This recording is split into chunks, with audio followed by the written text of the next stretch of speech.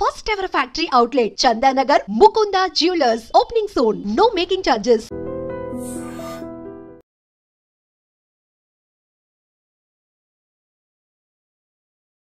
Welcome to crime confessions. గతంలో గ్రామాల్లో ఉన్న పరిస్థితి ప్రభావంతోనో లేదా మరో ఏ ఇతర కారణాలతోనో కొంతమంది యువకులు అడవి బాట పట్టారు. అడవుల్లోకి వెళ్ళి అన్నలతో కలిసి వాళ్ళు కూడా అప్పట్లో జరుగుతున్న ఆగడాలపై పోరాటం చేశారు.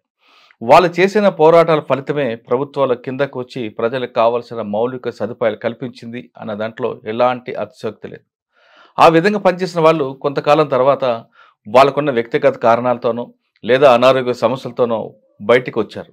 ఆ విధంగా బయటకు వచ్చిన వారిని పరిచయం చేసే కార్యక్రమంలో ఈ వారం మన గెస్ట్ వరికొప్పుల మల్లన్న అలియాస్ బాలన్న. రాచకొండ దళం ఆలేర దళానికి దళ కమాండర్గా పనిచేసిన ఆయన గతంలో యాదగిరిగుట్ట పోలీస్ స్టేషన్ మీద దాడి, అందులో తుపాకీలు తీసుకువెళ్ళడం దగ్గర నుండి వలిగొండలో రైల్వే స్టేషన్, టెలిఫోన్ ఎక్స్చేంజ్ అన్ని ప్రాంతాల్లో జరిగిన బ్లాస్టింగ్లో ఆయన చాలా ప్రధాన పాత్ర పోషించారు. కానీ 2 సంవత్సరాలు పనిచేసిన తర్వాత ఆయన ఎందుకు బయటకు వచ్చారు, 2 సంవత్సరాలు ఆయన దళంలో ఉన్నప్పుడు ఆయన చేసిన కార్యక్రమాలు ఏ విధంగా ఉండేవి, ప్రజలకి దానివల్ల ఎలాంటి లాభాలు వచ్చాయనే విషయాన్ని అన్ననే తెలుసుకుందాం. అన్న నమస్తే. నమస్తే. వరికొప్పల మల్లయ్య అలియాస్ బాలన్న. రాచకొండలో ఫస్ట్ యాదగిరిగుట్ట పోలీస్ స్టేషన్ అప్పుడు అటాక్ అప్పుడు మీ పేరు బాగా వినపడింది. తర్వాత వలిగొండలో ఏ జరిగిన రైల్వే స్టేషన్ బ్లాస్టింగ్ అవ్వచ్చు, టెలిఫోన్ ఎక్స్చేంజ్ అవ్వచ్చు, గవర్నమెంట్ ఆఫీసులు అవ్వచ్చు, ఎక్కడ బ్లాస్టింగ్ అన్నా బాలన్న అలియాస్ మల్లయ్య 2 పేర్లు ఖచ్చితంగా వినిపించాయి. ఆ గుట్ట పోలీస్ స్టేషన్ బ్లాస్టింగ్, అందులో తుపాకులు తీసుకొని ఏ విధంగా మీరు వెళ్ళారు? అక్కడ వెళ్తున్నప్పుడు ముందేమైనా రెక్కి వేశారా, లేదు సడన్గా అనుకున్న ప్లాన్ అది? దాని గురించి చెప్తూ దానికి చెప్పే ముందు ఒకసారి బాలన్న యొక్క కుటుంబ నేపథ్యం, ఎందుకు అడవి వైపు అడుగులేసారు ఒకసారి చెప్పండి. అన్న, మాది రైతు కుటుంబం. నేను ఒక 10th క్లాసు మన హాస్టల్లో చదివిన. మా సంఘం, గ్రామం సంఘం, ఒలిగొండ మండలం, యాదాద్రి భువనగిరి జిల్లా. 10th దాకా ఒలిగొండ మన పెదకాపర్తి హాస్టల్ చదువుకున్నాం. అక్కడ వేసవి సెలవులు వచ్చేసినాయి. మరి బ్రదర్స్ అక్కడ మన నర్మేట మండలం అక్కడ పనికి పోయారు. అక్కడికి మనం వేసవి ఉన్నది కాబట్టి సెలవులు కానీ నేను అక్కడికి పోయేసి అక్కడ పోయిన కొన్ని రోజుల తర్వాత మనకు అక్కడ నర్మేట దళం, అక్కడ బొమ్మాకూరు గ్రామం, నర్మేట మండలం, అక్కడ నరసింహులు అనే అతను మనకు పరిచయం ఏర్పడ్డాడు. ఒక 2-3 నెలలు అక్కడ ఉండి నేను అంటే సెలవులకు వచ్చిన పరిచయం. ఆయన రోజు సాయంత్రం మనం తీసుకుపోయేది. అన్న గీడదాకా పోదాంరా అంటే, అన్న ఏడికి అనేది అంటే మేము పోయేవరకల్లా అక్కడ ఒకసారి ఒకరిని, తర్వాత మొత్తం దళాన్ని మొత్తం పరిచయం చేయించు. అప్పుడు బాలన్న కమాండర్, బాలన్న అని అక్కడ కమాండర్ ఉన్నాడు. అట్లా గత ఒక 6 మాసాల దాకా గడిచిన తర్వాత మళ్ళీ నేను కాలేజ్ చేద్దామని మన సొంత గ్రామానికి వెళ్ళి వచ్చిన. ఆ మధ్యలోనే మనకు 89లో మ్యారేజ్ అయింది. మ్యారేజ్ అయిపోయి ఇంటి దగ్గరనే ఉన్నా. 89లో మ్యారేజ్ అయింది. మనకు అప్పటికి 91లో ఇవి సంఘాలు, రైతు కూలి సంఘాలు. అప్పుడు మన ఏరియాలో దళాలు లేవు. రైతు కూలి సంఘాలు 1+1 రావడం జరిగింది. దళాలు రైతు కూలి సంఘాలు 1+1గా ఏర్పడి రైతు కూలి సంఘాల లెక్క విలేజ్లోకి వచ్చేసారు. విలేజ్లోకి వచ్చేసినప్పుడు మేము మా దగ్గరికి వచ్చి, అండ్ ఎందుకన్నా అటువైపు మీరు వెళ్ళారు? అసలు చదువుకుంటారు కదా, 10th క్లాస్ వరకు హాస్టల్ చదివారు, ఇంటర్మీడియట్ రాకుండా చదువుకోకుండా ఎందుకు అటువైపు వెళ్ళాల్సి వచ్చింది? ఎందుకు అటువైపు వెళ్ళారు అంటే, ఇప్పుడు మనం అక్కడ వరంగల్ ఏరియాలో కొన్ని మనం చూసినాం. అక్కడ శ్రీపతిపల్లి, తరిగొప్పల, వెల్దండ, బచ్చన్నపేట, అక్కడ దొరల పాలన ఎక్కువ ఉన్నది. వెట్టి చాకిరి చేయించుకుని జీతగాళ్లకు ఎప్పుడు ఒక 1000 రూపాయలు తీసుకుంటే 1000 రూపాయల కిందకి ఒక 5-6 సంవత్సరాలు పని చేయించుకుంటేవాళ్ళు. చదువుకున్న 10th క్లాస్ వరకు హాస్టల్లో ఉన్నారు, చదువుకుని వచ్చారు, ఇంటర్మీడియట్ వెళ్ళి లేదంటే పెళ్లి చేసుకున్నారు, స్థిరపడకుండా అటువైపు ఎందుకు వెళ్ళాల్సింది? అంటే మీరు చెప్తున్నాడు వరంగల్లో దొరల ప్రభావం. వరంగల్లో మీ దొరల ప్రభావం ఉంది కానీ మీ ఊర్లో లేదు కదా. మా ఊళ్ళో ల్యాండ్ ప్రభావము, పంచాయతీలు ఒకటి అంటే కబ్జాలు చేసుకోవడం, ఇప్పుడు అమాయకులు రైతులను వేధించి భూములు కబ్జాలు చేసుకోవడం, ఒకటి పంచాయతీలు పెట్టి వాళ్ళని అలా చేస్తాం, రాజకీయ కక్షలతోటి వీళ్ళని వేధించడం ద్వారా మనకేమనిపించింది అంటే అన్నలతోటి ఇప్పుడు దాంట్లో పోతే బాగా జరుగుతుంది కదా అందరికీ కూడా సమాన హక్కులు ఉండాలి, మరి వీళ్ళకి ఎక్కడిది అన్న దాంతో దాన్ని స్ఫూర్తిగా తీసుకొని మనము అలా పనిచేయడానికి మనం నిర్ణయించుకున్నాం. ఎప్పుడు వెళ్ళారు, ఏ సంవత్సరం? మేము టోటల్గానే అంటే అన్న ఇప్పుడు 90కి ఇక్కడికి వచ్చేసాము, రైతు కూలి సంఘాలలో చేసేసినాము. 93 ఉపదళ కమాండర్గా పనిచేసినాము. 93, 94 మధ్యన ఉపదళ కమాండర్ 1+1. అప్పుడు దళాలు మనకు ఎక్కువ లేవు, ఒకటే దళం ఉన్నది, 8 మంది 9 మంది తోటి తిరిగేవారు. అట్లా గురించి ఉపదళ కమాండర్ వేసి మనల్ని ఏరియా మొత్తం చూసుకో. మీకు ఎవరైనా బాధ్యులు అప్పుడు? మాకు బాధ్యులు గోపన్న, వాళ్ళకు విజయక్క వాళ్ళ మిస్సెస్. ఎప్పుడు అజ్ఞాతులకు వెళ్ళారు కదా, వెళ్ళిన తర్వాత ఎక్కడెక్కడ తిరిగారు మీరు? ఫస్ట్ మీకు డ్యూటీ ఏమి ఇచ్చారు వాళ్ళు? మాకు డ్యూటీ ఏమి ఇచ్చారంటే ఇప్పుడు టోటల్గా వాళ్ళు ఒక నెలకు 15 రోజులకు ఒకసారి వచ్చేది దళము. ఈ ఊర్లో ఉన్న ఒక్కొక్క ఊరు తిరుగుకుంటా వాళ్ళ బాధలు, రైతుల ఏం బాధలు ఉన్నాయి, ఎట్లా ఉన్నాయి, రైతు కూలీలను కలిసి మనం రిపోర్ట్ తీసుకుపోయి టోటల్గా సేకరించేది. దళం మీట్ అయినప్పుడు మళ్ళీ మనం ఫలాని ఊళ్ళో ఇది ఈ పరిస్థితి ఉంది, ఇబ్బందులు ఉన్నాయి అన్న, ఇది పరిస్థితి ఫలాని వాళ్ళు ఇది ఉందనేది వాళ్ళను సంఘాలను పోగు చేసి ఐక్యతాటిగా తెచ్చి మళ్ళీ దళం కలిసినప్పుడు వాళ్ళ అందరిని పిలిపించి మాట్లాడిపించేది. ఓకే, అంటే మీరు సేకరించిన సమాచారాన్ని దళంకిచ్చి దళం ద్వారా సమస్య పరిష్కారం. ఆ విధంగా మీరు చేసిన గ్రామాల్లో మీరు గుర్తించిన సమస్యలు పరిష్కారం అయిన ఒకటి రెండు చెప్పండి. మేము గుర్తించిన పరిష్కారం మార్గాలంటే సంఘంలోనే భూములకు బాటలు లేవు, బావుల కాడికి బాటలు లేకుంటే దాన్ని మనం బాటలు క్లియర్ చేసి పొలాల కాడికి బాట ఒక 5 గజాల దాంతో పరిష్కారం చేసిన సంఘటనలు ఉన్నాయి. వేరే ఊళ్ళలో పక్క ఊళ్ళలో కూడా భూముల్లో గొడవలు ఉంటే ఒక పెత్తందారి గుంజుకుంటుంటే వాళ్ళని కుసబెట్టి మాట్లాడి నీది కాదు కదా భూమి, మరి వాళ్ళ పేరున్నది వాళ్ళకే ఉండాలని అటువంటి సమస్యలు కొన్ని భూముల విషయంలో పరిష్కరించడం జరిగింది. ఇంకా కుటుంబ నేపథ్యంలో అంటే కొన్ని రాజకీయ కక్షలతోటి వాళ్ళు బలవంతులు ఇప్పుడు రాజకీయంగా చిన్నోళ్ళని ఎదగనియకుండా ఉండి వాళ్ళని దాన్ని అరాచకంగా చేస్తే పిలిచి మందలించడం. ఏ గ్రామంలో? సంఘంలో ఓర్కట్పల్లి. మన మీరు దళంకి వెళ్ళారు, చేరారు, చేస్తున్నారు. అమ్మా నాన్న ఒప్పుకున్నారా? మరి అమ్మా నాన్న ఒప్పుకోలేదు. వాళ్ళు ఎవరిని తీసుకొస్తున్నావు, ఏంది ఎంతో మంది వస్తున్నారు అనేది వాళ్ళకు నక్సలెట్లు అనేది వీళ్ళు అనేది ఇంకా పూర్తిగా తెలియదు. అమ్మ నాన్న ఉన్నప్పుడే మన ఇంటికి వచ్చి షెల్టర్ ఇచ్చి అందులో ఉండేది. అప్పటికి 10 మంది 10-12 మంది దళము. పెళ్ళైంది కదా అప్పటికి? మీరు పెళ్ళైంది ఒప్పుకుందా? ఏమైనా ఒప్పుకున్నది పూర్తిగా. అప్పటి నుంచి వాళ్ళు నేను బయటికి వెళ్ళి కేసులు అయ్యేదాకా కూడా మొత్తం సహకరించి దళాలకు మంచిగా ఉండేది. అక్కలకు. మరి తుపాకీ ఎప్పుడు మీకు ఇచ్చారు? ఎప్పుడు, ఎలా నేర్చుకున్నారు, ఎక్కడ నేర్చుకున్నారు? తుపాకీ మాకు ఉపదళ కమాండర్ ఉన్నప్పుడే మనకు ఒక ఇది ఇచ్చేది, తపంచ, గ్రైనేడ్స్. ఆ తర్వాత మనకు ఎక్కడ నేర్పారు అవన్నీ? అక్కడ మన ఇది ఆలేరు, ఆత్మకూరు, మూటకొండూరు. మీరు గ్రామాల్లో తిరగడం, సమస్యలు తెలుసుకోవడం, దళంకి ఇవ్వడం, వాళ్ళ ద్వారా పరిష్కారం చేశారు, అదే కదా? అంటే గ్రామాల్లో మంచి వాతావరణం తీసుకొచ్చారు. పోలీస్ స్టేషన్ మీద దాడులు, ఒలగొండలో రైల్వే స్టేషన్ మీద దాడులు అవి చేయాలని ఎందుకు అనిపించింది? ఎవరు చెప్పితే చేశారు? అవి దాడులు ఎందుకు జరుగుతున్నాయి అంటే మన కామ్రేడ్స్ ఎన్కౌంటర్ జరిగినప్పుడు మరి దేశవ్యాప్తంగా తెలవాలి కాబట్టి అప్పుడు ఫోన్లు ఇవి లేవు కదా. దానికి నిరసనంగా మా దళము వాళ్ళు చెప్తే, అన్న ఇది మనలో ఇట్లా ఎన్కౌంటర్ చేసింది, దానికి నిరసనంగా ఈ కార్యక్రమం చేయాలండి. దానిలో భాగంగానే అంటే ఒక దాడికి వెనక ఒక ఎన్కౌంటర్ ఉంటుంది. అది మీ ఫస్ట్ దాడి ఎక్కడ చేశారు? ఫస్ట్ దాడి ఇక్కడ మన వీరవల్లి. ఏం చేశారు? మైక్రో స్టేషన్ బ్లాస్ట్ చేశారు. అంటే ఎవరు ఎన్కౌంటర్ అయితే వీరవల్లి చేశారు? అప్పుడు ఐలన్ అని ఉండే ఆయన ఎన్కౌంటర్ నిరసనగా చేశారు. మరి మీకు మందు పాత్రలు అవన్నీ ఎవరు ఇచ్చారండి? మందు పాత్రలు అన్ని మన దళమే సమకూర్చేది. అలా విధంగా వలిగొండలో ఎన్ని చేశారండి? Valigonda railway station, guest house Madhavareddy guest house, ఒక బస్సు. అంటే మీరు 1+1 ఇంకెవరు ఉండేవారు? 1+1 రైతు కూలి సంఘం.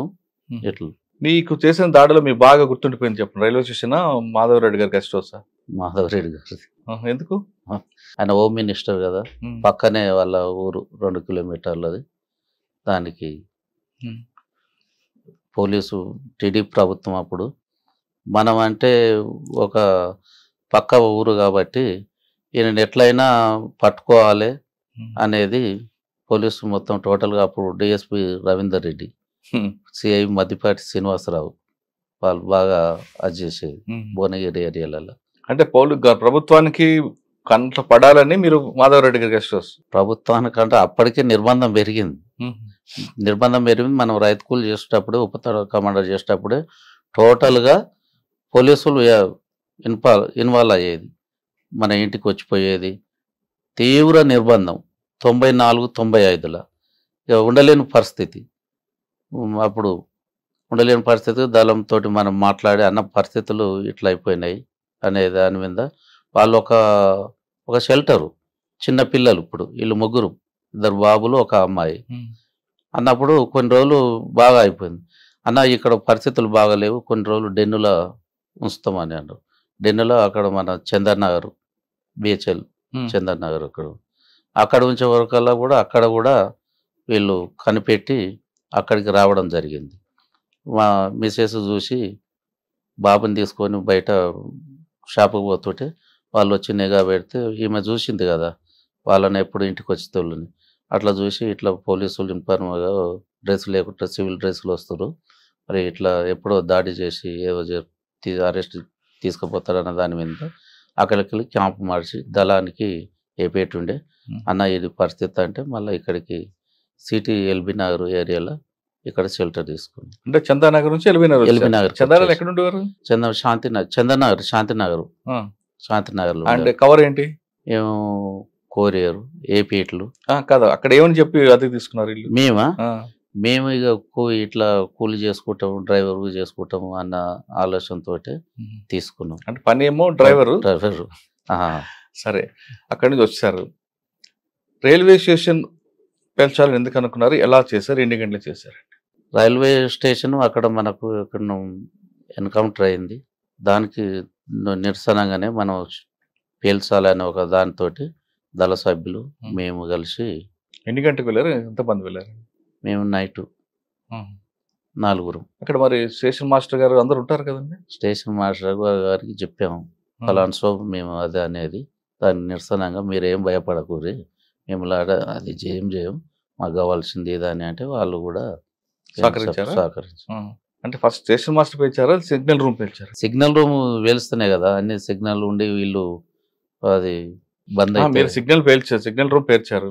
సిగ్నల్ ఆగిపోయి ట్రైన్లు ఎక్కడెక్కడికి ఆగిపోతాయి కదా, మరి మిగతా ట్రైన్లు గుర్తుకుంటాయి కదా, అక్కడ ప్రమాదం జరుగుతుంది కదా. వీళ్ళు ఇంటిమేషన్ ఇస్తారు కదా సార్, స్టేషన్ మాస్టర్ ఉన్నాడు కదా, వాళ్ళు ఏమంటే ఇంటిమేషన్ ఇస్తారు కదా. ఎంతసేపు పట్టిందండి? అది ఒక 40 నిమిషాలు. 40 నిమిషాలు బ్లాస్ట్ అయిపోయింది, వెళ్ళిపోయారు. సంఘటన జరిగిన తర్వాత కూడా ఎవరు వచ్చారో, ఎవరు వెళ్ళారు, పోలీసులు వస్తున్నారు లేదా అని తెలుసుకోవడానికి మళ్ళీ మారువేషాల్లో వచ్చి చూస్తుంటారా? నిజమైనది అంటే మనం దళ సభ్యులేముగా మన మిలిటరీని మనం అక్కడ రైతులు పక్క ఊర్లలో ఉంటారు కదా, వాళ్ళని మనం పంపిస్తుంటాం. ఎక్కడ ఏం జరిగింది, ఎవరు వస్తారు ఏందని అంటే వాళ్ళు పూర్తిగా పోయి సేకరించి మళ్ళీ మనకు టైం ఉన్నప్పుడు ఏపీటీ వాళ్ళ ఊళ్ళలో పోయినప్పుడు ఏపీటీ ఉన్నప్పుడు అన్న ఇది పరిస్థితి ఇట్లా అయింది, ఇంతమంది పోలీసులు వచ్చారని మనకు సమాచారం ఇస్తుంది. మీరు ప్లాస్టింగ్ అందరూ చేసుకొస్తున్నారు ఈ పరంపరలో. యాదగిరిగుట్ట పోలీస్ స్టేషన్ దాడి ఎందుకు చేయాలనుకున్నారు? ఎలా చేశారంటే ఒక్క రోజులో అయ్యేదా లేదా ముందే రెక్కి వేశారా? యాదగిరిగుట్ట పోలీస్ స్టేషన్ కావాల్సింది ఆయుధాలు మనకు. అదొక 2 నెలలు రిహార్సల్, టోటల్గా 2 నెలలు. అప్పుడు మా జిల్లా కార్యదర్శి గారు కిరణ్ కుమార్, మల్లన్న, రమణారెడ్డి, మహేందర్, సాగర్, రాచకొండ, అందులో భాగంగా మనకు పటేల్ సుధాకర్ రెడ్డి కూడా మనకు అక్కడ కొన్ని రోజులు ఉన్నాడు. ఆర్కే ఉన్నాడు మయమటి. ఇది జరిగే ముందు 1 నెల మన ఆర్కే గారు ఉన్నారు. పెద్ద మనిషి కదా, ఎవరు ఇక అతను ఫస్ట్ ఉదయం లేచి ఒక తాన్నే కూర్చునేది, ఉదయం లేచి ఒకడే ఒక దగ్గర కూర్చునేది. ఇక్కడ పోలీస్ స్టేషన్ దగ్గర మనం బయట దళాలల్లా ఒక మనకు ఇది జరిగే 1 నెల ముందు అన్న వచ్చేసిండు మా దగ్గరికి. అన్న అప్పుడు మీ మా దళంలో తిరుగుతుండు. ఎక్కడ మీ ప్రాంతం? ఆలేరు ఆలేరు ఏరియా. ఎక్కడ గుట్టల్లోనా? ఆ గుట్టలనే విలేజ్లలో కూడా తిరుగుతున్నాడు. ఎవరో పెద్ద మన అన్న నాయకుడు ఉన్నాడు అనేది మనకు కూడా అర్థమైంది. అక్కడ కూర్చుంటే మనం క్లాసులలో ఏమైనా తెలియని మళ్ళీ అన్న వచ్చి మనకు చెప్పేది. అట్లా 1-2 నెలలు రిహార్సల్. అలా అక్కడ ఉన్న వాళ్ళంతా ఒక్కొక్కసారి మీరు వెళ్ళారు రిహార్సల్కి? మేమే వెళ్ళాం. మీ పాత్ర ఏంటి అక్కడ? మా పాత్ర ఏంటంటే ఆ టైంకు ఎవరుండ్రు 4-4:30కు చూసి వస్తాను. ఒక రైతులాగా వేరే సివిల్ డ్రెస్ వేసుకొని ఎట్లున్న ఆ 4-4:30కు. ఎందుకు ఆ టైం ఎందుకు ఎంచుకున్నారు వాళ్ళు? మనోళ్ళు ఎంతమంది పోయినా కూడా ఆ టైంకి వాళ్ళు బయటికి పోయి ఈ షాపులల్లా ఇంకో ఉండేది ఒక 2-3 అక్కడ. ఒక సెంట్రీ కూడా అంత పగడబందిగా, ఒక సెంట్రీ ఒక లోపల ఇంకొకరు అట్లా ఉండే. సాయంత్రం 4 ఫోర్స్ ఉండదు. దాన్ని మనం అట్లా ఒక 2 నెలలు రిహార్సల్ అట్లా చేసి, మనం ముఖ్యంగా ఆయుధాలు లేవు, దళాలు ఎక్కువ మూవ్మెంట్ అయిపోయినది. ఆయుధాలు అప్పట్లో ఇప్పుడు మధ్యలో లేక లేవు కదా. ఆయుధాలు మన పోలీస్ స్టేషన్ మీద దాడి చేయాలి, ఆయుధాలు తెచ్చుకోవాలి. అప్పటికి సిఐ రూము, ఎస్ఐ రూము, ఈ పోలీస్ బ్యాచ్ 3 ఫైనల్ చేసుకున్నాం. 3 ఫైనల్ చేసుకున్న తర్వాత ఒక లారీ తీసుకున్నాం. లారీ మేము ఇక్కడికి వెళ్ళి భువనగిరి అక్కడ మగ్దుంపల్లికి వెళ్ళి అక్కడికి వెళ్ళి వచ్చేసినాం. లారీ ఒక దగ్గరికి వచ్చేసింది. 4-4:30 ప్రాంతం లారీ ఎక్కేసినాం, కవర్ వేసేసినాం. ఎంతమంది లారీలో? మేము రాచకొండ 7-8 మంది, మేము 15 మంది ఆలేరు దళం. 22 మంది మొత్తం టోటల్గా 22 మంది మనం ఎక్కేసి లారీ తీసుకొని వచ్చేసినాం. లారీ తీసుకొచ్చి పోలీస్ స్టేషన్ ముందే ఆపినాం. కవర్ మీదకి వేసేసి టకాటక ముందు అనుకున్న ప్లాన్ ప్రకారం సిఐ రూమ్లో కొంతమంది, పైలట్ టీం, ఎస్ఐ రూమ్లో కొంతమంది, మెయిన్ పోలీస్ స్టేషన్ కొంతమంది. ఫస్ట్ ఫైర్ ఓపెన్ చేసుకుంటున్నాం. ఎవరు మీ దగ్గర ఫస్ట్? ఎవరు మా దగ్గర ఫస్ట్ కిరణ్ కుమార్. మేము ఒక దాంట్లో పోయినాం. మేము కిరణ్ కుమారు, సాగరు ఒక దాంట్లోకు, మల్లన్న, మహేందరు ఇంకో దాంట్లో, మిగతా దళ సభ్యులు ఇంకో దాంట్లో. 3 డివైడ్గా అయ్యి ముక్కమ్మడిగా దాడి చేయడం. దాడి చేసి అక్కడ అంటే పోలీసులు మరి ఫైర్ ఓపెన్ చేయలేదా? పోలీసు వాళ్ళు చేసిర్రు, అంత లేరు, అలర్ట్గా లేరు. వాళ్ళు చేసే మూవ్మెంట్ అప్పుడే మన ఫైర్ ఫుల్ ఓపెన్ అయిపోయింది. చనిపోయినట్టున్నారు కదా? ఒక ఆయన చనిపోయిండు, ఇంకో అతను బయట సివిల్ వ్యక్తి అట, మిర్యాలగూడెం. మనకు కూడా వాళ్ళు పోలీసు వాళ్ళు అని అనుకున్నాం, బయట వ్యక్తి అనేది అనుకోలే. ఆ స్పాట్లో అతను కూడా చనిపోయాడు. ఆయుధాలు దాదాపు ఒక 20-25 వెపన్స్ దొరికాయి. ఇవి single bowl, 303 double bowl, AK-47 దొరకలేదు. AK-47 దొరకలేదు. ఇవి తీసుకొని వచ్చేసినాం. బుల్లెట్స్ మొత్తం టోటల్ అందులో ఉంటుంది కదా సెల్ల, అవి అన్నీ తీసుకొని వచ్చేసి లారీ ఎక్కేసేసినాం. లారీ ఎక్కేసి నినాదాలు చేసుకుంటా లారీ. అంతకుముందు ఇక్కడ రాగిరికి వెళ్ళి ఒక వంతెన ఉన్నది చిన్నది. మేము ఇక్కడికి వచ్చేటప్పుడు అక్కడికి ఒకరు అంతా వంతెన బ్లాస్టింగ్ చేసేసారు. అక్కడ రాకపోకలు బంద్ అయినాయి. రాగిరి అక్కడ మేము ఎప్పుడైతే ఇక్కడికి వచ్చిన ఆ టైంలో అక్కడ బ్లాస్ట్. పోలీసులు రాకుండా ఓకే చేసుకున్నాం. వితిన్ ఒక పావు గంట టైంలోనే ఈ టోటల్గా చేసేసుకుని ఎమ్మటే వెపన్స్ ఎక్కేసుకొని లారీ ఎక్కేసినాం. రాళ్ళ జనగాం అక్కడికి వెళ్ళి వచ్చినాం. ఫుల్ వర్షాలు అప్పుడు, మోసి దాటని పరిస్థితి, దాంట్లోనే ఎక్కేసినాం. అంటే మరి భువనగిరికి రాలే మీరు? భువనగిరికి రాలే. ఈ రూట్లో పాతగుట్ట నరసింహస్వామి ఈ రూట్లో వెళ్ళినాం. ఈ రూట్లో వెళ్ళిపోయిన కొద్దిసేపటికి అప్పటికే డ్రైవర్ సేక్ అయిపోయాడు. లారీ డ్రైవర్ ఇటు తీసుకుపోయారు కల్లా బురదల లారీ ఆగిపోయింది, స్టార్ట్ అయితే లేదు. స్టార్ట్ కాకుండా దిగేసి నడుచుకుంటా ఇట్లా మన బొమ్మాయిపల్లి ఆ రూట్లో వెళ్ళిపోయినాం. మాకు ఏంటంటే అప్పటికి మాకు ఒక రోడ్లో ఒక డీసీఎం ఉండాలి. ఈ లారీ చక్కగా పోతే ఆ డీసీఎం ఎక్కి ఇట్లా అబ్దుల్లాపూర్ మెట్టు ఈ విధంగా మూసి దాటనిస్తలేదు కదా, అట్లా వెళ్ళి రాచకొండకి వెళ్ళిపోవాలనేది ప్లాన్. అక్కడికి లారీ డిస్టర్బ్ అయింది కాబట్టి నడుచుకుంటా అక్కడ పోయినాం. ఇది భీమ్నగర్ ఏరియాలో ఒక గ్రామంలో మధుపల్లి, అక్కడ షెల్టర్ తీసుకుని వాగు ఫుల్ చిన్నేరు వస్తుంది, దాటరాని పరిస్థితి. అక్కడ ఆ రోజు అక్కడంతా అక్కడనే ఉన్నాము. ఉండి తెల్లారి పోవాలి, ఎట్లా పోవాలి ఇది మిస్ అయింది. ఏందనేది అప్పుడు దళ కమాండర్ మేము అందరం కలిసి టోటల్గా ఊర్లోకి వెళ్ళినాం. ఊర్లో ఒక ట్రాక్టర్, రైతులు అప్పుడు వ్యవసాయం ఆనకాలం, దునకాలు ఫుల్ సీజన్ ఉంది, ఒక ట్రాక్టర్ కూడా దొరకలేదు, గత్యంతరం లేదు. చాలామందిని అడిగినాం, రామా అన్నట్టు. ఆఖరికి ఇద్దరం పోయి ఒక అతన్ని రెడ్డిని ట్రాక్టర్ రామంటే, నాకు నా దునకాలు ఉన్నాయి, ఇట్లా మేము సోన్స్ అది ఇది అన్నా కానీ ఒక ట్రాక్టర్ ఇచ్చిండు.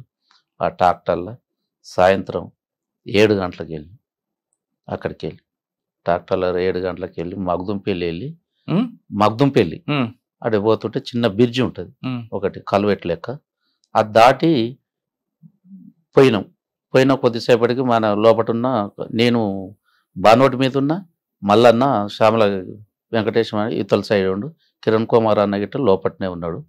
దాడిపోయే వరకల్లా మన వాళ్ళు ఉండి, అన్న కొద్దిగా ఆపూరి, వెపన్స్ కొంచెం టైట్ అవుతుంది, మంది చదువుకుందామని జనరల్ కూబింగ్ అక్కడికి వెళ్ళి వెనకకి వెళ్ళి వాళ్ళు జనరల్ కూబింగ్నే వస్తారు. మగ్దుంపల్లి ఆ రోడ్డులో ఆపినాం కదా, కామ్రేడ్ అని మన వాళ్ళు కొంచెం ఇది అవపడకుండా కొంచెం బ్యాటరీ లెక్క వేసేసారు లోపట. అతడు ఎమ్మటే గోరీలు ఉన్నాయి, దాన్ని పడుకొని ట్రాల్కి ఫైర్ చేయడం జరిగింది జనరల్ కూబింగ్. అక్కడ కూబింగ్ ఆల్రెడీ ఉన్నారు కదా, చింతమనేని శ్రీనివాస్ పార్టీ ఒకటి ఉంది కదా. లేదు, ఆ జనరల్ కూబింగ్ తోటి వీళ్ళు దక్షిణ తెలంగాణ ఇక్కడ మన దుబ్బాక దళం ఇక్కడి వాళ్ళు అని అనుకున్నారు వాళ్ళు. ఓహో, ఈ రాచకొండ అనుకోలేదు, ఆలేరు రాచకొండ అనుకోలేదు, దుబ్బాక ఇక్కడికి వెళ్ళి వచ్చారు అనేది వాళ్ళు ఇక్కడ దృష్టి పెట్టారు. ఎవరు? పోలీసు వాళ్ళు. టోటల్ గా ఈ దళాలు కావు అనేది. అక్కడికి వచ్చే వరకల్లా ఆగిపోయే వరకల్లా వాళ్ళు జనరల్ కూబింగ్ అక్కడికి వెళ్ళి చేసుకుంటా వాళ్ళు జనరల్ గా వచ్చేస్తారు, రోడ్డు దగ్గరికి వచ్చేసారు. మాది ట్రాక్టర్ ఆగిపోయింది. ఆగిపోయిన క్రమంలో వాళ్ళు ఏమంటే ఇక్కడ కామ్రేడ్ అనగానే ఏమంటే ట్రాల్కి ఫైర్ చేయడం జరిగింది. కామ్రేడ్ అనే పదం వాళ్ళకి వినబడ్డది, టార్చ్ కూడా వినబడ్డది. టార్చ్ కొట్టినాం, కామ్రేడ్ అనకపోయింటే వాళ్ళు కలిసేది కాదు అనగానే ఫైర్ చేశారు. ఫైర్ చేయగానే మేము ఫైర్ చేసేసినాం. ఫైర్ చేయగానే లోపల ఉన్న కిరణ్ కుమార్ అన్న AK-47 పెట్టి ఫైర్ చేసేసినాం. ఫైర్ చేసిన మ్యాగజిన్ స్టక్ అయిపోయింది. స్టక్ కాగానే ఎమ్మటే వంగి మ్యాగజిన్ తీసి ఇంకో మ్యాగజిన్ పెట్టి ఇట్లా ఫైర్ చేయమని ఎమ్మటే వచ్చి తోట కడదాలి స్పాట్లా అవుట్ అయిపోయి అది అయిపోయింది. అందులో ఉన్న ఇంకో ఇబ్రాంపట్నం ఒక మిలిటెడ్ అతను అయ్యిండు. మేము ఫైర్ ఫైర్ కొద్దిసేపు చాలాసేపు కొట్లాడినాం, అర్ధగంట సేపు ఫైర్ చేసుకుంటున్నాము. ఫైర్ చేసిన కూడా మళ్ళీ ఎక్కి చూసే వరకల్లా అన్న చనిపోయిన హాస్పిటల్ పోయినాక మళ్ళీ AK-47 ఉంది. ఫైర్ చేసుకుంటూ అన్న దగ్గర AK-47 అక్కడికి వెళ్ళి వచ్చిన కొన్ని ఆయుధాలు అన్నీ ఏమి తీసుకుపోలేదు, కొన్ని ఆయుధాలు తీసుకొని మేము వెళ్ళిపోయినాం. ఎటు అంటే ఇప్పుడు మనకు AP ఉంటుంది ముందుగా, అతనే కొంతమంది ఒక దిక్కు వెళ్ళిపోయారు, కొంతమంది ఒక దిక్కు వెళ్ళిపోయారు. అంటే 12 మంది ఉన్నారు ట్రాక్టర్లో. 12 మంది ఏం లేదు, మేము 22 మంది ట్రాక్టర్లో 20 మంది లోపల ఉన్నారు, మేమిద్దరం బయట ఉన్నాం బానోట్ల మీద. ఎంతమంది చనిపోయారు? 2 చనిపోయారు. 20 మంది 20 సేఫ్ అయ్యారు. ఆయుధాలు తీసుకుపోయారు, మన సొంతం ఆయుధాలు తీసుకున్నాం.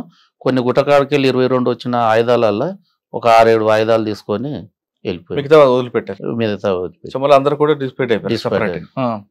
డిస్పైట్ అయిన కొద్ది రోజులకు ఎక్కడెక్కడ కలవాలంటే రాచకొండ మేమంతా మళ్ళీ కలిసే వరకల్లా ఒక 15-20 రోజులు అయింది. అబ్బా, మరి 15 రోజులు ఏం చేశారు? మరి భోజనం అదేలా? నా తోటిగా ఇంకో కామ్రేడ్ వచ్చినండి, మేమిద్దరం ఒక సైడ్ అయిపోయినాం. ఇప్పుడు మన మల్లన్న రమణ మహేందరు ఒక దిక్కు అయిపోయారు, మిగతా వాళ్ళంతా ఒక దిక్కు అయ్యి అక్కడ మనకు APTలు ఉంటాయి, 3 APTలు ఉంటాయి. ఆ 3 APTల వరకల్లా ఆ నెల 20-25 రోజులల్లో టోటల్గా మళ్ళీ అంత దళం కలిసి మళ్ళా. మరి 25 రోజులు మీరు కలిసి బయట ఉన్నారు కదా, భోజనం దానికి ఇబ్బంది పడలేదు? భోజనం అంటే మనకు అక్కడ మేము రాచకొండకి వెళ్ళిపోయినాం ఆల్రెడీ, సిటీ మీదకి వెళ్ళి అక్కడ మనకు ఉన్నారు కదా సానుభూతి పరులు, ఇట్లా ఉండి అట్లా వాళ్ళు బావుల కాడ. సాధారణంగా ఒక బ్లాస్టింగ్ కానీ జరిగింది చేసాం అనుకోండి, అనుకుంటారు కాదు, ఏదైనా ఇష్యూ జరిగిందంట, మీరందరూ ఒకేసారి ఒక దగ్గర నుంచి వెళ్ళం లేదు, మన దగ్గర ఉన్నప్పుడు వాళ్ళు పోలీసులు వచ్చిన ఒకే దగ్గర ఉంటారు. విడిపోయిన తర్వాత ఎక్కడ కలవాలనుకుంటారు? ముందు APT పెట్టుకుంటారా? APT పెట్టుకుంటాం. ఒకవేళ అది మిస్ అయితే నెక్స్ట్ ఇంకొక APT ఉంటుంది. ఈ ఏపీటీలకు ఒకవేళ 3 ఏపీటీలు ఉంటాయి, 3 ఏపీటీలకు కూడా హాజరు కాలేదంటే అతడు అరెస్ట్ అయిందా ఏమైందా అనేది, అంటే 3 ఏపీటీల తర్వాత కాకపోతే అప్పుడు అనుమానం వ్యక్తం చేస్తారు. పోలీసులు అరెస్ట్ చేసి చనిపోవచ్చు. అది ఓకే. మీరు ఆ గుట్ట ప్లాస్టింగ్ అయిపోయిన తర్వాత మీరందరూ మళ్ళీ ఎప్పుడు సమీక్ష జరుపుకున్నారు? 20 నెల రోజుల తర్వాత. ఎవరి సమక్షంలో? మన ఈయన ఉన్నాడు, మన మాధవన్న. ఏమంటారు ఆయన? రాష్ట్ర కమిటీ మాధవన్న. అవును. ఏమన్నారు? ఏమన్నారంటే మనది కొంచెం ఇట్లా కాకుండా కామ్రేడ్ అంతా ముక్కమడిగా దాడి చేసినప్పుడు అందరూ ఒక లైన్లోనే పోయేది ఉండే, ఇట్లా కాషన్ ఫాలో కాలేదు, కాషన్ ఫాలో అంటే బాగుండేది. అక్కడ గుట్టలో మంచిగా మనం సక్సెస్ చేసుకున్నాము, ఇక్కడనే మనం ఫెయిల్యూర్ అయినాము అన్న దాని మీద సమీక్ష చేసి అదొకటి. తర్వాత ట్రాక్టర్లో కామ్రేడ్ అని పిలవడం, టార్చ్ లైట్ వేయడం కూడా అది దాని మీద మాట్లాడారు. దాని మీద మాట్లాడినాకనే ఇది కరెక్ట్ కాదు అన్న దాని మీదనే అన్ని మాట్లాడారు. తర్వాత ఏం చేశారు మీరు? Madhava sorry Yadagirigutta police station తర్వాత ఇక దళాలనే మళ్ళీ ఆలేరుకి వచ్చేసినాం యథావిధిగా. రాచకొండ దళమే ఆలేరు దళం, ఆలేరుకి వచ్చేసి కొనసాగిస్తున్నాం. ఒక రామచంద్రరావు అని ఒక వ్యక్తిని హత్య కేసులో కూడా ఉన్నట్టున్నారు కదా? రామచంద్రరావు ఇన్ఫార్మర్, ఒలిగొండ. నేను ఇంకో వేరే కామ్రేడు ఇద్దరం. ఎందుకు ఇన్ఫార్మర్ మీకు ఎలా నిర్ధారిస్తారండి? అంటే ఇప్పుడు అతను ఖాళీ బేరం చేసుకునేది, ఆయనకి ఏం పని లేదు, ఎక్కడ ఏం చేస్తారు, ఏ ఊళ్ళో ఎవరెవరు మిలిటరీలు ఎవరు దానికి వస్తారు అని సేకరించి పోలీస్ వాళ్ళకు ఇన్ఫార్మర్ సమాచారం ఇచ్చేది.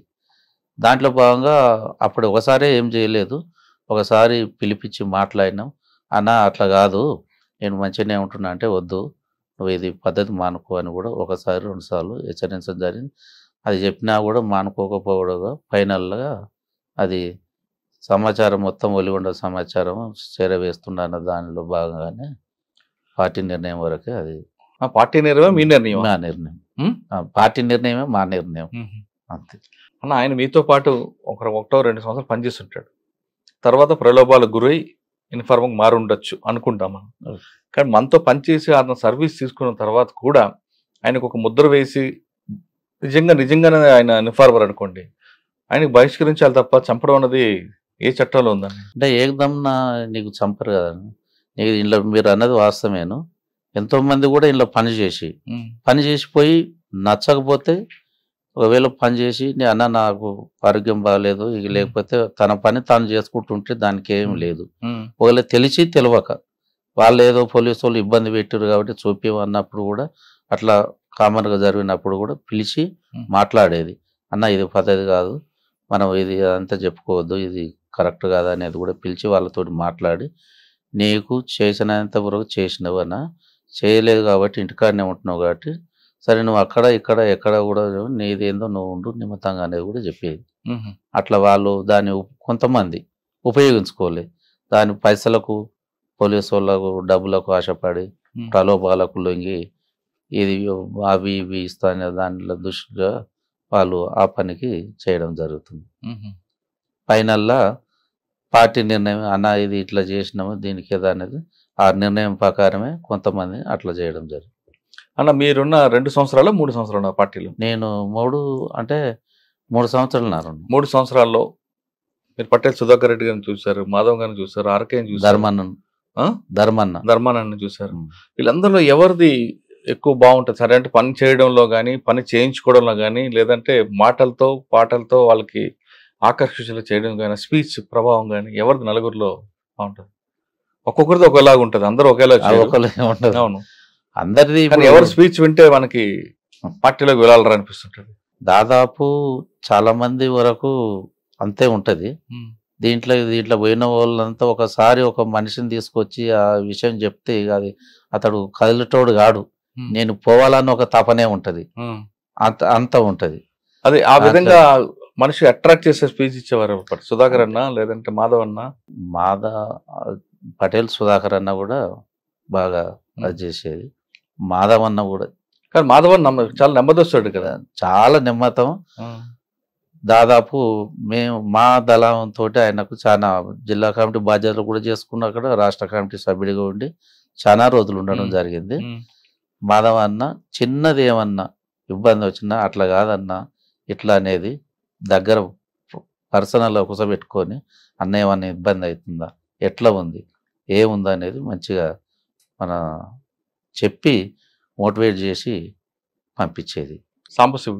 సాంబశివుడు మేము దాదాపు ఒక 6 నెలలు చేసినాం ఒకటే దళంలో. ఫస్ట్ వాళ్ళే దళంలో పనిచేసి ఆయన రాచకొండకి వెళ్ళిపోయిండు. రాచకొండకి వెళ్ళిపోయినాక ఇక మళ్ళీ మనకు మధ్యాహ్న క్లాసులు ఉన్నప్పుడే కలిసేది. క్లాసుల తర్వాత అక్కడికి వెళ్ళి నల్లమల్లకి వెళ్ళిపోయేది. ఫైనల్లో నల్లమల్లకి వెళ్ళిపోయిండు. ఇక మధ్యాహ్న ఓసారి కలిసిండు, మాట్లాడు. ఆయన స్వభావం ఎలాగుంటుంది? ఆయన స్వభావం కూడా బాగానే ఉంటుంది. సాంబశివుని స్వభావం కూడా, కానీ ఎక్కువ కోపం ఎక్కువ అట కదా. రాను కొద్ది లాస్ట్కు అప్పుడు ఎప్పుడు స్టార్టింగ్ లో కోపం ఎక్కువ, లాస్ట్కు వచ్చే వరకల్లా మంచి నెమ్మది. మరి 3 సంవత్సరాలు పనిచేసారు, మీరు ఎందుకు మరి సరెండర్ అవ్వాల్సి వచ్చింది? పార్టీకి చెప్పారా? మేమెందుకు సరెండర్ కావాల్సి వచ్చిందంటే పిల్లలు ఆ మధ్యన మాధవన్నతోటి మాట్లాడినాం. అన్న నిర్బంధం ఎక్కువైంది, ఊళ్ళో వ్యవసాయం చేయనిస్తలేరు, ఇంట్లో ఉండనిస్తలేరు. నైట్ ఈమె 3 పిల్లల్ని వేసుకొని పండుకుంటే కూడా ఎప్పుడు 50 మంది 100 మంది పోలీసులు స్పెషల్ వాళ్ళు వచ్చి భయపెట్టి డోర్లు కొట్టి ఇబ్బంది పెడుతురు. పక్కింటి వాళ్ళ దగ్గర ఆడ వండుకున్నా కూడా పండుకోని పరిస్థితి ఏర్పడదన్న. ఏంది ఇట్లా మరి పిల్లల్ని ఏందని అంటే మాధవాన్ని ఉండి అన్న మరి ఏంది అని అంటే, లేదన్నా మరి పిల్లలు ఇబ్బంది ఉంది కదా, అనారోగ్యం ఉన్నది, మరి వీళ్ళది ఏందని అంటే మాధవ నుండి అన్న మేమేమన్నాం అంటే 3 పిల్లల్ని ఒక తాను వేద్దామన్నా, ఆమె కూడా వస్తూ ఉంటుంది, మరి నిర్బంధాన్ని తట్టుకోలేక ఇబ్బంది పెడుతురు అని అంటే అన్న ఉండి 3 కాదు వాళ్ళకొకరికి ఇద్దామన్న ఒక ఆలోచన మాధవన్న చేసిండు. మాధవన్న చేస్తే పిల్లలు ఎవరికి ఇద్దామని వేరే వాళ్ళకి ఇచ్చి వాళ్ళు అక్కడ పెరుగుతుంటారు అనే దాని మీద ఆలోచన చేసిండు. అన్నప్పుడు మనకు కొంత టైం ఇచ్చిండు. అన్న దీని మీద మరి ఆలోచన చేసుకోరి, ఒకదానైతే 3 పిల్లలు ఒకదాని ఉండలేరు అనేది చెప్పేసిండు. చెప్పినప్పుడు దాన్ని ఇక మళ్ళీ అన్నను అడిగినప్పుడు అట్లా కాదన్నా ఇప్పుడు అని అన్నాడు. మేమెందుకు లొంగిపోవాల్సిన, పిల్లల అనారోగ్యంతో ఉన్నారు, చాలా ఇబ్బంది పెడతారు, పోలీసు వాళ్ళు చాలా ఇబ్బంది పెడతారు. అప్పటికి అందరికి జ్వరాలు అవి వచ్చేసినాయి పిల్లలకు. దాంతో సుద్దాగా మనం బయట రావాల్సి వచ్చింది. దాంతో అనారోగ్యం. పార్టీ అనుమతితో వచ్చారు? పార్టీ చెప్పినాం, చెప్పి ఇది పరిస్థితి అనేది. ఎవరి ముందు సరెండర్ అయ్యారు? జేవి రాముడు డిఐజీ. ఆయన ముందు సరెండర్ అయిన పోలీస్ స్టేషన్ ఇక్కడ వెలిగొండ, మనకు CI Ravanapeta station Valigonda SI. Surrender అయిన తర్వాత కానీ సరెండర్ కాకముందు కానీ నయం ఎప్పుడైనా ఎదురుపడ్డా? నయం ఎదురుపడ్డాడు. ఎక్కడ? సరెండర్ అయినాక 2001లో ఇంటి దగ్గరనే ఉంటున్నాం. అప్పటికే సరెండర్ అయిన తర్వాత వచ్చిన మీకు రావాల్సిన వచ్చా ప్రభుత్వం ఇవ్వాల్సింది చెప్తున్నా. సరెండర్ అయినాం. శ్రీనివాసు మధ్యపాటి శ్రీనివాసు, నేను నా ఫోటో కూడా నన్ను ఎప్పుడు ఎవరు చూడలే. డిఐజీ జేవి రామ్ దగ్గరికి పోయినప్పుడే ఈ డిఎస్పి గారు వచ్చారు, రవీందర్ రెడ్డి, మధ్యపాటి శ్రీనివాసరావు, ఎస్ఐ శ్రీనాథ్ రెడ్డి వీళ్ళు వచ్చారు. మేము అక్కడనే కూర్చున్నాం ఇట్లా టేబుల్ మీద. వాళ్ళు పోయారు, మీరు ఏ ఊరు అని అంటే ఇట్లా నేనే ఉరుకుప్పల మల్లయ్య అని అంటే, ఆహా నువ్వేనా అనేది అప్పుడు చూసారు వాళ్ళు. అప్పటిదాకా మన ఫోటోలు కూడా నేను ఎట్లుంటా అనేది కూడా వాళ్ళకి తెలియదు. మీరు సరెండర్ అయిన తర్వాత వచ్చారు? తర్వాత అయినా. ఎవరి ద్వారా అయ్యారు మీరు? నేను ఊర్లో ఒక పెద్ద మనిషి ఉన్నాడు, గర్దాస్ బాలయ్య అని, డిసిసి మాజీ అధ్యక్షుడు. ఆయన ద్వారా వెళ్ళారు? ఆయన ద్వారా ఇట్లా. అంటే అప్పుడు చూసారు పోలీసులు? అప్పుడు చూశారు. ఏమంటారు? నువ్వేనా మల్లయ్య అంటే నేనే సార్ అని అన్నాక మాట్లాడి అక్కడ మళ్ళా భువనగిరి పిలిపించారు. భువనగిరి కాడి పోయిన Valigonda police station. Valigonda police station కాడ ఉన్నప్పుడు కూడా ఒక 3 రోజుల దాకా అసలు ప్రెస్ మీట్ ఇట్లా సరెండర్ అయినది కూడా ఇస్తలేడు. ఇకపోతే మా మెసేజ్ ఏం చేసింది, మళ్ళీ వీళ్ళు సరెండర్ అయిన 3 రోజులు అయింది, పేపర్ స్టేట్మెంట్ కూడా ఇస్తలేరు అనే విలేకరులకు చెప్పి, విలేకరులు పోలీస్ స్టేషన్కి వచ్చి మమ్మల్ని కలిసి ఎస్ఐ గారిని సిఐ గారిని కలిసి కలిసి మాట్లాడుతుంటే ఏం లేదు మాట్లాడుతున్నాం అన్నది ఆ రోజు నెక్స్ట్ తెల్లారి సరెండర్ అయింది అనేది పేపర్ స్టేట్మెంట్ ఇచ్చారు వాళ్ళు. పేపర్ స్టేట్మెంట్ ఇచ్చినాక కొన్ని రోజులు కేసులు ఏం లేవు అనేది చెప్పేశారు. కేసులు లేవు అంటే సరే ఇంటికాడ ఉండు, కేసులు ఏం లేవు అన్న, మీకు వచ్చేది మీకు ఇస్తాం, ప్లాట్ ఇస్తాం, 5 ఎకరాల జీవో ఉన్నది, ఆ 5 ఎకరాల ల్యాండ్ ఇస్తాం అనేది చెప్పేశారు. సరే మంచిది లే ఇప్పుడు అనేది మనం ఇంటికి వెళ్ళి వచ్చేసినాం. ఇంటికాడ ఉన్న కొద్ది రోజుల తర్వాత అసెంబ్లీ ఎలక్షన్ మళ్ళీ మాధవరెడ్డి గారు నిలబడు పోలీస్ స్టేషన్ పని ఉందా అనేది పిలిచారు. రమ్మంటే పోయినాం. పోయినప్పుడు పోలీస్ స్టేషన్ పోగానే 14 కేసులు పెట్టి వాళ్ళు నల్గొండ జైలుకు పంపించేసారు. అయ్యో. నల్గొండ జైలుకు పంపిస్తే నల్గొండ జైల్లో 1 సంవత్సరం ఉన్నాం. ఆ 14 కేసులలో నల్గొండలో కొన్ని, భువనగిరిలో కొన్ని, రావణపేటలో కొన్ని. ఆ కేసులు అన్నీ ఏ రాజకీయ నాయకుడు కూడా అప్పట్లో టీడీపీ ప్రభుత్వం ఏ రాజకీయ నాయకుడు లేకుంటే మా మిస్సెస్ ముందటుండి 3 లాయర్లను పెట్టి బెయిల్ సంవత్సరం తర్వాత బెయిల్ తీసుకొని వచ్చేసి. మీరు అడగలేదా నా మీద కేసులు లేవని ప్రెస్ మీట్ పెట్టి మళ్ళీ నా మీద ఎందుకు పాత కేసులు పెట్టి? మేము అడిగినాం మద్దిపాటి శ్రీనివాసరావు కూడా అడిగితే లేదు అక్కడికి వెళ్ళి పైకి వెళ్ళి వచ్చేసింది, మాకేం తెలియదు ఇట్లా అనేది అతను చెప్పేసి బయటకు వచ్చారు. బయటకు వచ్చాక మీ జీవనం ఎలా కొనసాగింది? మా జీవనం బయటికి వెళ్ళి వచ్చినాక 2001లో 1999లో లొంగిపోయినాం. 2001లో ఇంటి దగ్గర వండుకుంటూ ఉంటే తెలంగాణ ఉద్యమంలో భాగంగా కళ్యాణ్ యాదగిరి రెడ్డి అతను ఉండి తెలంగాణ ఉద్యమం అప్పుడు అందులోనే పోరాడారు పబ్లిక్ గురించి, ఇప్పుడు తెలంగాణ గురించి పోరాడవలసింది, మీరు తెలంగాణ పార్టీలకు రావాలా అనేది పిలిచి మాట్లాడినాక సరే అన్న నేను వస్తా అనేది చెప్పేసిన. కొన్ని రోజులు ఒక 5-10 రోజులు మండల నాయకులు పంపించి ఇంటికి పంపించేస్తే పెద్ద మనిషి మాట్లాడిండు కళ్యాణ్ యాదగిరి రెడ్డి, నేను కూడా తెలంగాణ ఉద్యమంలో భాగం అని తెలంగాణ పార్టీలో వండుకుంటున్నా 14 సంవత్సరాలు సుదీర్ఘంగా తెలంగాణ గురించి పోరాటం చేసినాం. మరి మీ కుటుంబ నేపథ్యం ఆర్థిక పరిస్థితి ఎలా ఉంది? ఆర్థిక పరిస్థితి అంటే చాలా అప్పులు అయినాయి అప్పటికి. కేసులు లాయర్లకు ఒకటి కాదు, ఇప్పుడు రోజు డైలీ దాదాపు యాదగిరిగుట్ట కేసులో ఒక 25 మంది ఉన్నాం. అందులో డైలీ ఒక 15 రోజులు డైలీ కేసు, రోజు పోయి ఆ కేసులో రోజు ఉదయం పోవాలి, 10 గంటల నుంచి 6 గంటల దాకా అక్కడ ఉండాలి. మరి నయం ఎప్పుడు ఎదురాడు మీకు? నయం మీ తెలంగాణ ఉద్యమంలో ఇంటికాడ ఉంటున్న క్రమంలో ల్యాండ్ ఫోన్కు వేరే అతను పంపించి ఇంటికి పంపించి ల్యాండ్ ఫోన్ చేసి మాట్లాడాడు. నువ్వు మాకు సరెండర్ కావాలి, నీకు డబ్బులు అవి ఇస్తాము, నువ్వు సరెండర్ కావాలి, మాతోటి పని చేయాలి అని అంటే నేను చేయలేమన్నా, మేము స్వచ్ఛందంగా వచ్చినాం, నీ అక్కడ ఇక్కడ కాదు ఊర్లోనే అనుకుంటున్నాం, మనకున్న కొద్ది వ్యవసాయంలో మనం చేసుకుంటూ ఉంటాం అంతే తప్ప కానీ మేము రామని చెప్పి. నయము ముందు ఒక వార్నింగ్ ఇస్తాడండి, అయితే అటైన్ ఉండాలి లేదా నా దగ్గర ఉండాలి, మధ్యలో ఉండకూడదు అంటాడు. అటువంటి వార్నింగ్ వచ్చిందా మీకు? ఇతను వచ్చి ఫోన్ చేసిన కొద్ది రోజులకు మళ్ళీ ఒకసారి నువ్వు అర్జెంటుగా భువనగిరికి రావాలా అని అన్నా. భువనగిరికి నేను ఒక్కనే వెళ్ళిపోయినా. కార్లో వచ్చిండు, కార్లో ఎక్కించుకొని ఏంది సంగతి అని నేను ఉండలేను, నా కింద పని చేయాలంటే నేను పని చేయలేను అని చెప్పేసి.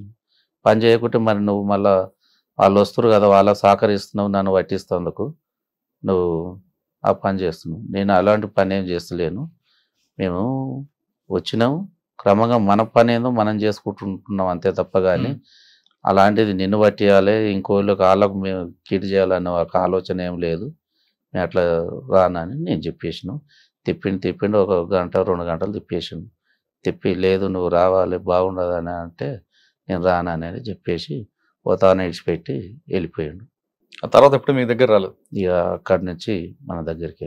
నయంతో పాటు కొన్ని దందాలు చేశారని? లేదు దందాలు లేవు.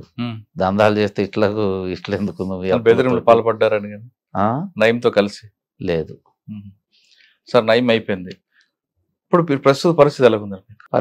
పరిస్థితి ఎట్లా ఉంది? అప్పటి నుంచి ఇప్పటిదాకా ఆర్థిక ఇబ్బందులతో కొట్టుమిట్టాడుతుంటున్నాయి. ఆ కేసులకు ఖర్చులు, ఈ లయర్లకు కోట్ల చుట్టూ తిరగడానికి మొన్న రీసెంట్గా 1 సంవత్సరం క్రితమే అయిపోయింది యాదగిరిగుట్ట. మీకు ఇవ్వాల్సిన 5 ఎకరాల భూమి ఇచ్చారా? ఇయ్యలే. మరి అడిగారా మీరు?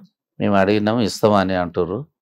ఇప్పుడు కూడా 24 సంవత్సరాలు ఎందుకు ఇస్తారు?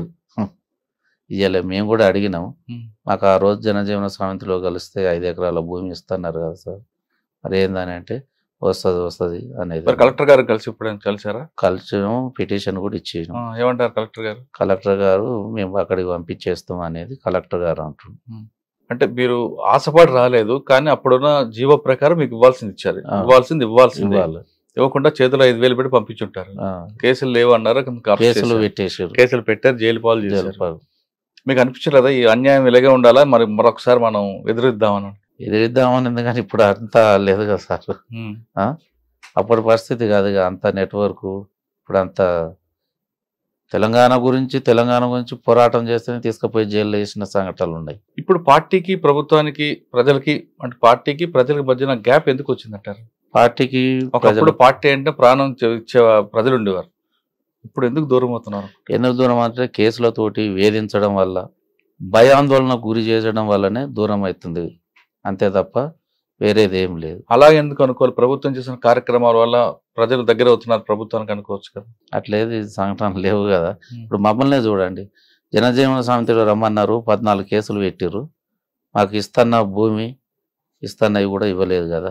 ఇదొకటి నిదర్శనం తీసుకోవచ్చు కదా, ఆదర్శం. 2005 తర్వాత పార్టీ క్రమేపీ ఆంధ్రప్రదేశ్లో కానీ తెలంగాణ తగ్గిపోయింది. తర్వాత 2016 తర్వాత ఇంక పూర్తిగా కనుమరుగైన పరిస్థితుల్లో ఇప్పుడు 2024లో మళ్ళీ ఉత్తర తెలంగాణ పార్టీ రావడం, వేటూరు నాగర్లో ఒక ఎన్కౌంటర్, మీరేమనుకోవచ్చు? అంటే మళ్ళీ తిరిగి వస్తుంది అనుకోవచ్చా?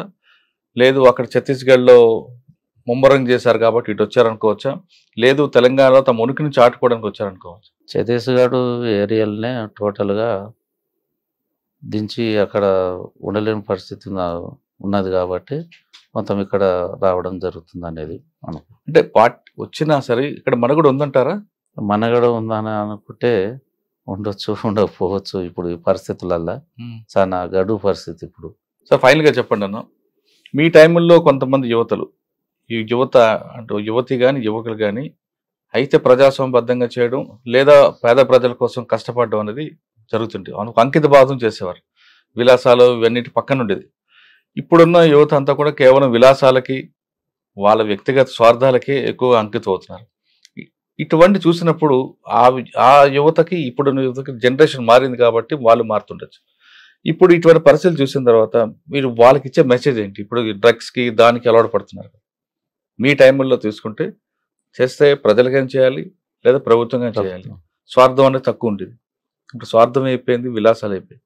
ఇప్పుడు చూస్తున్న జనరేషన్కి మీరు ఇచ్చే మెసేజ్ ఏంటి? ఏ విధంగా ఉండమంటారు వాళ్ళు? ఇప్పుడున్న జనరేషన్కి ఏంటంటే అప్పటిలాగా ఇప్పుడు ఉండలేరు.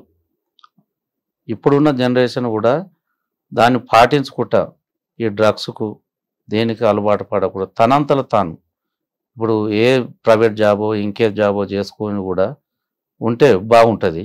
ఇప్పుడు అట్లా కాకుండా మేము ఎక్కడికో పోతున్నాము, ఏడనో చదువుకుంటున్నాం అనేది వేరే విలాసాలకు అలవాడి వాళ్ళ తల్లిదండ్రులకు శోభించి వాళ్ళకి ఇటు వాళ్ళ లైఫ్ ఖరాబ్ చేసుకోవడం అది కరెక్ట్ కాదు. మీరు చెప్తే మంచిదే. ఆ విధంగా ప్రవర్తిస్తున్న యువతకి వాళ్ళ తల్లిదండ్రులు ఏం చేయాలి? తల్లిదండ్రుల పాత్ర ఉందంటారా లేదంటారా? తల్లిదండ్రులు చెప్తారు.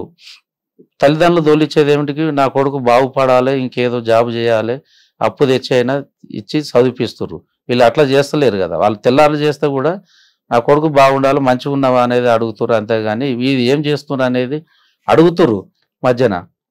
వీళ్ళు ఆ పక్క పెడితే తల్లిదండ్రులు దాంట్లో ఎంకరేజ్ ఏది లేదు. తల్లిదండ్రులు ఎంకరేజ్ ఇలా ఉంటే అలవాటు చేయమనేది తండ్రిదండ్రి ఎంకరేజ్ ఎక్కడ కూడా లేదు. వీళ్ళకు ఈ ఆలోచన వచ్చి వీళ్ళు చేసుకుంటారు అంతే తప్ప కానీ దానివల్ల దేశానికి నష్టమే కదా. దేశానికి నష్టమే, ఇప్పుడు తల్లిదండ్రులకు నష్టమే, సమాజానికి కూడా నష్టమే. అది ఏం చేయమంటారు వాళ్ళందరినీ ప్రవర్తిస్తున్న వాళ్ళు? వాళ్ళంతా కరెక్ట్గా వాళ్ళది నన్ను ఎందుకు తోలుతారు, ఏమిటి తోలుతున్నా అనే ఆలోచన ఒకసారి ఆలోచన చేసుకొని మనస్ఫూర్తిగా వాళ్ళు కరెక్ట్ వాళ్ళు పద్ధతిలో పోతేనే బాగుంటుంది. అన్న కోనాపూర్ సాంబశివుడు మీతో పాటు పనిచేశారు, ఎందుకు బయటకు వచ్చారు? ఆయన అరెస్టా సరెండర్ అట? సరెండర్ అయ్యారు. వచ్చి అనేది రాజకీయంగా నిలబడదాం, ప్రజల్లో కలుద్దాం అనుకుంటున్న టైంలో మీ గ్రామంలో ఆయన హత్యకు గురవుతారు నయం చేతిలో. అసలు ఎలా జరిగింది సాంబశివుడు హత్య? ఎలా జరిగింది? సాంబశివుడు బయటకు వచ్చినాక కొద్ది రోజుల తర్వాత సంగం గ్రామానికి, అక్కడ మన ఒలిగొండ మండలానికి ఎట్లా వస్తే అందరు కూడా మీరే పిలిపించారట కదా అన్నకు కొంతమంది కలిసి వేరే విలేజ్లో మన ఊర్లో దాదాపు 90% అంతా సానుభూతి పర్లే టోటల్గా. ఆ కాలంలో కూడా అప్పటి నుంచి అన్న ఉండేందనంటే అన్న అందరు కలుస్తారు, అన్ని విలేజ్లో కలుస్తారు, మీటింగ్ పెడదామన్న, ఈ సంఘాలు కూడా చాలామంది జాయిన్ అవుతారు అనేది అన్నాడు మనతోటి. అంటే సరే అన్న మీరు నిర్ణయించుకోరి, మరి మీరు ఏమంటారు అని అంటే, లేదన్నా ఒకనాడు సభ పెడదాము అనేది. అంటే దాట్ డేట్ను అన్న కూడా ఫిక్స్ చేసి 2011 26 తారీఖు బహుశా అది నెల ఉంది, ఆ రోజు డేట్ ఫిక్స్ చేసినాం. రాములుండు, సాంబశివుడు, మేము ముగ్గురం కలిసే డేట్ ఫిక్స్ చేసినాం. ఆ డేట్ నాడు కార్యక్రమం చేసినాం. సాయంత్రం 4 గంటలకు కార్యక్రమం చేసినాం. కార్యక్రమం చేసిన అన్న వచ్చేసిండు, స్టేజ్ మీద వచ్చి చాలా నాయకులు కూడా వచ్చేసారు, మాట్లాడారు. అక్కడనే రాత్రి ఒక 11:30 అయింది. సభలో 11:30 అయింది. సభ అయిపోయినాక అన్న భోజనానికి మన ఇంటి దగ్గరనే భోజనం ఏర్పాటు చేసినాం. ఏపూరు శోభన్న కళా బృందం ఉంది, డాక్టర్ చెరుకు సుధాకర్ అన్న ఉండు. ఇది కార్యక్రమం అయిపోయినాక అన్న భోజనానికి రారంటే మా పిల్లలు, అప్పుడు చిన్న పిల్లలు కదా చూసినాం, వాళ్ళందరినీ పిలిపించుకుని ఈమె కూడా మా మిస్సెస్ని పిలుచుకొని అక్క సత్తక్క బాగురా అనేది మాట్లాడి, అన్న రాండి అన్న ఇంటికి పోదామంటే, లేట్ అయింది అక్క, ఇప్పుడు ఒలిగొండలో భోజనం చేసిరట, మళ్ళీ ఒకసారి వద్దామని మాతోటి ఒక 10 నిమిషాలు అక్కడ మాట్లాడి అన్న మళ్ళీ కలుసుదాం అనేది వెళ్ళిండు అతను. ఆయన వెళ్ళిన కొద్దిగా కాబట్టి ఆయన పోయినాక మళ్ళీ మేము కళాకాల బృందం, ఏపూరు సోమన్న బృందం, డాక్టర్ చెరుకు సుధాకర్ అన్న వచ్చి మేము ఇంటి దగ్గర అన్నం తింటున్న ఒక 10 నిమిషాలల్లా అన్న సాంబశివుని మర్డర్ జరిగిందట ఇక్కడ గోకారం ఎక్స్ రోడ్ కాడ అన్న అనగానే మేము అంతా చేయగడుకొని చెరుకు సుధాకర్ అన్న కారు వేసుకొని వెళ్ళిపోయినాం. అక్కడికి పోయే వరకల్లా మొత్తం గ్లాసులు బలిగి ఉన్నాయి, అక్కడ ఎవరు లేరు.